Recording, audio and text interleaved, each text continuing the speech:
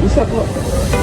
Hai teman-teman, apa kabar? Hari ini kita akan membahas hal yang sangat penting dalam kehidupan berbangsa, yaitu Sistem Pendidikan Nasional Indonesia. Teman-teman pasti setuju bahwa pendidikan adalah kunci untuk membangun masa depan. Pendidikan bukan hanya soal sekolah dan belajar di kelas, tapi sebuah usaha sadar yang dirancang untuk mencerdaskan kehidupan bangsa dan mengembangkan manusia Indonesia secara utuh. Nah, mari kita mulai dari dasar hukum pendidikan nasional. Dalam UUD 1945, pasal 31 ditegaskan bahwa setiap warga negara berhak mendapatkan pendidikan. Negara juga wajib membiayai pendidikan dasar, serta mengusahakan suatu sistem pendidikan nasional yang meningkatkan keimanan, ketakwaan, dan akhlak mulia. Dasar hukum lainnya adalah Undang-Undang Nomor 20 Tahun 2003 tentang Sistem Pendidikan Nasional atau yang lebih dikenal dengan UU Sisdiknas. Lalu, apa sebenarnya fungsi dan tujuan pendidikan nasional? Fungsinya adalah mengembangkan kemampuan, membentuk watak, serta membangun peradaban bangsa yang bermartabat. Sedangkan tujuannya adalah mencetak manusia yang beriman, bertakwa, berakhlak mulia, sehat, berilmu, cakap, kreatif, mandiri, serta menjadi warga negara yang demokratis dan bertanggung jawab. Dengan kata lain, pendidikan di Indonesia bukan hanya menghasilkan orang pintar, tetapi juga manusia yang berkarakter. Selanjutnya, mari kita lihat prinsip penyelenggaraan pendidikan. Pendidikan di Indonesia diselenggarakan secara demokratis, berkeadilan, dan tidak diskriminatif. Artinya, semua warga negara memiliki hak yang sama untuk memperoleh pendidikan, tanpa pembedaan suku, agama, ras, maupun status sosial. Pendidikan juga harus relevan dengan kebutuhan masyarakat, menjunjung tinggi hak asasi manusia, serta menghargai keberagaman budaya dan lingkungan. Yang tak kalah penting, pendidikan merupakan tanggung jawab bersama antara pemerintah, keluarga, dan masyarakat. Sekarang kita masuk ke struktur pendidikan nasional. Sistem pendidikan di Indonesia terbagi ke dalam 3 jalur, yaitu pendidikan formal, non-formal, dan informal.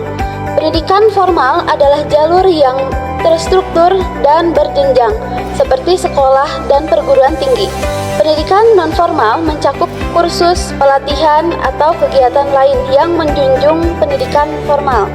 Sedangkan pendidikan informal biasanya berlangsung di keluarga dan lingkungan, misalnya melalui pola asuh orang tua. Jenjang pendidikan juga dibagi menjadi beberapa tahap. Pertama, pendidikan anak usia dini atau PAUD. Kedua, pendidikan dasar, yaitu SD dan SMP. Ketiga, pendidikan menengah, seperti SMA dan SMK. Dan terakhir, pendidikan tinggi, yaitu universitas, institut, sekolah tinggi, akademi, dan politeknik.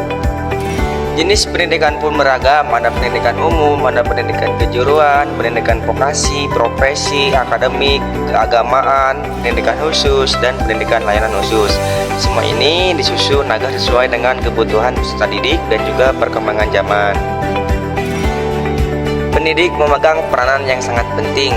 Guru dan dosen adalah ujung tombak pembelajaran, sedangkan tenaga kependidikan seperti kepala sekolah, pustakawan, dan pengawas juga memiliki peran penting dalam mendukung mutu pendidikan.